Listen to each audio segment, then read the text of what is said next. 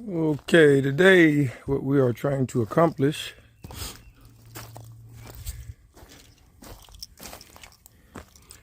I'm gonna do a 16-inch by 16-inch piers out here to put the roof over this machine here.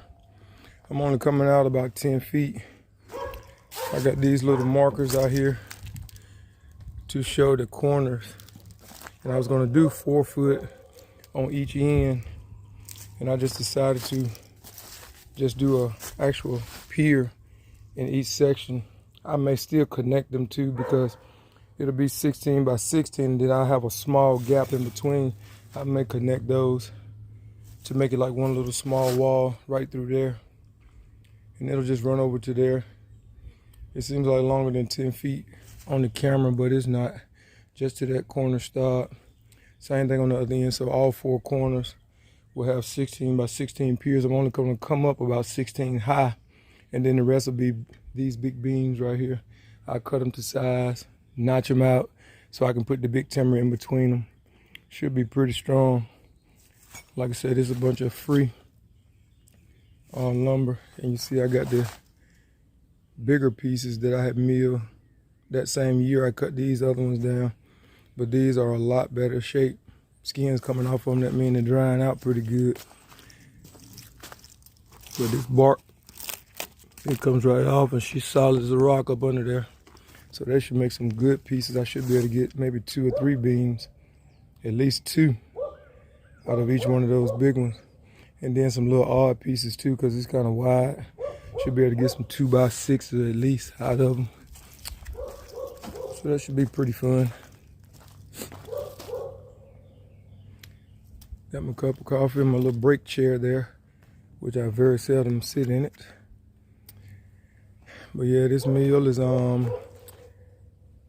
really you know, coming in to be a nice piece of equipment.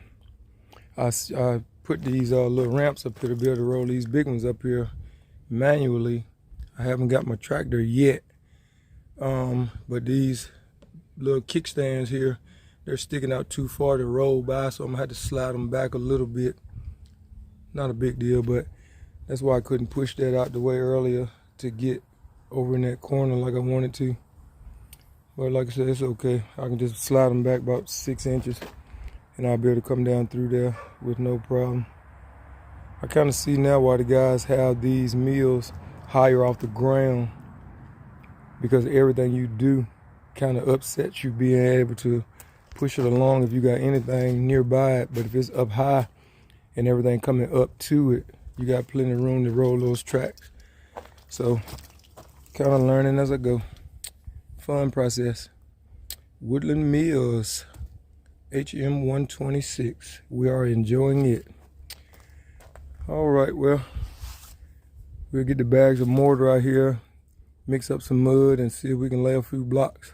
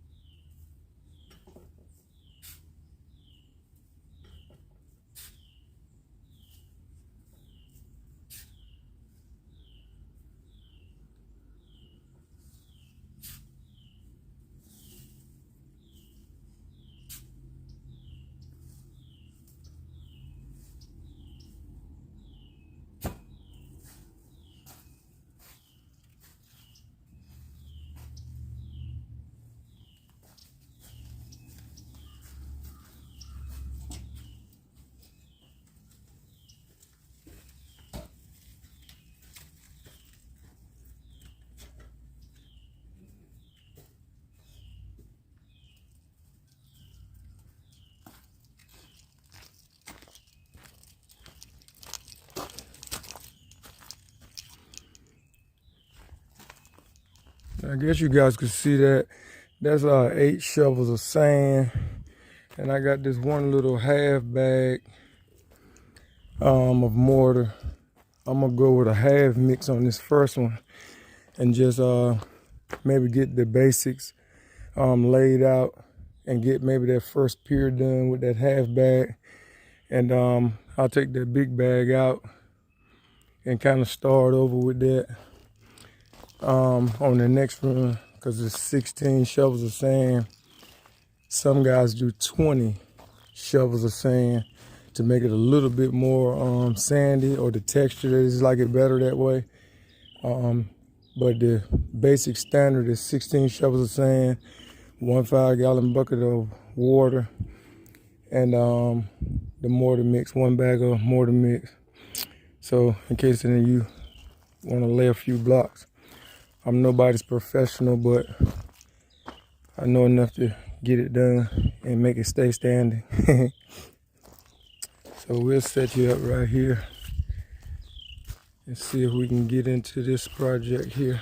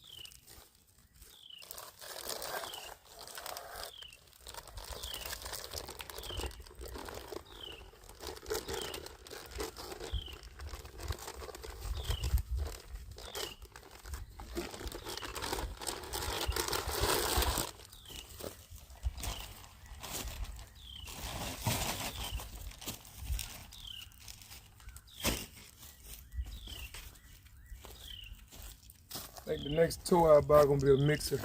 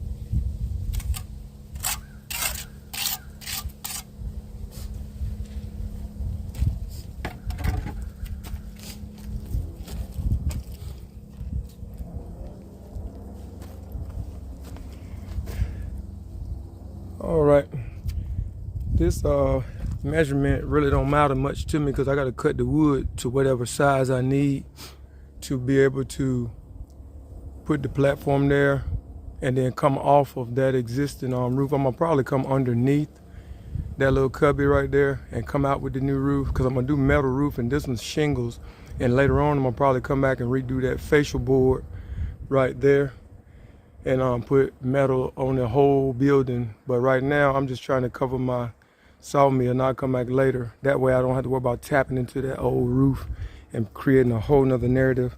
Right now I need to kind of get this done and get it behind me. I got so much going on, but I love doing this right here. I could do this 60 hours a week and smile every day.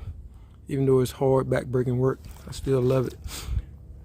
And that's the inside. I'll actually sit the beam down in there and then fill that empty space with concrete so it won't shift at the bottom or whatever. And these are the beams, of course. That's 2 of them. And I got a couple of more logs over there. They're all the same kind of wood. Kind of not the best in the world for firewood, but because they'll be so big and thick, they'll be perfect for these beams. And I still may put them on the fire and kind of char the ends of them so the concrete don't eat them up. And they should last forever.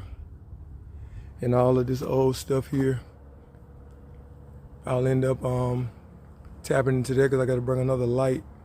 See, I did hook my light up over there. And I'm gonna run the line all the way across and put me another light on this corner that will shine on the sawmill and on the backyard where I have my garden area. And then it'll be right around the corner from where the dogs are. So I can kind of see a little bit back here when I'm trying to clean up and get finished up for the night and the sun that went down on me. But I have to do this right here 5 more times.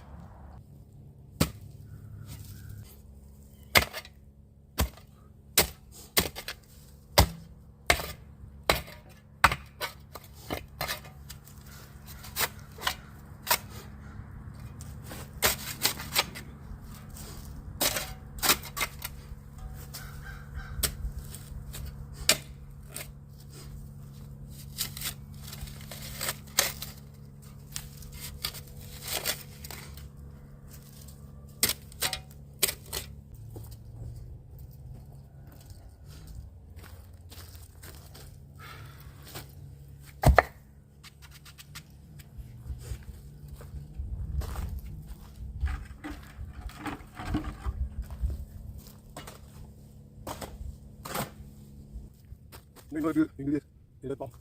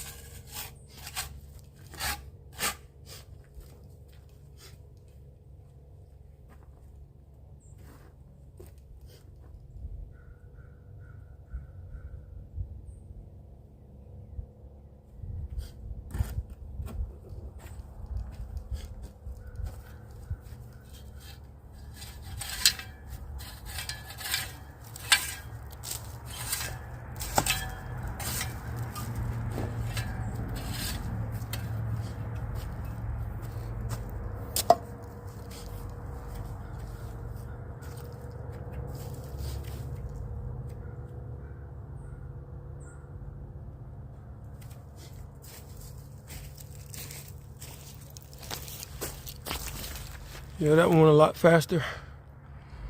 But what I'm gonna do now is go ahead and lay out this next one, and I'll make a decision now whether I'm gonna conjoin this one with the one I'm about to do here. And I'll explain all that later when I put it all together. But let me dig this one out and get ready to lay them both in. And I'll explain why I'm doing it the way I'm about to do it.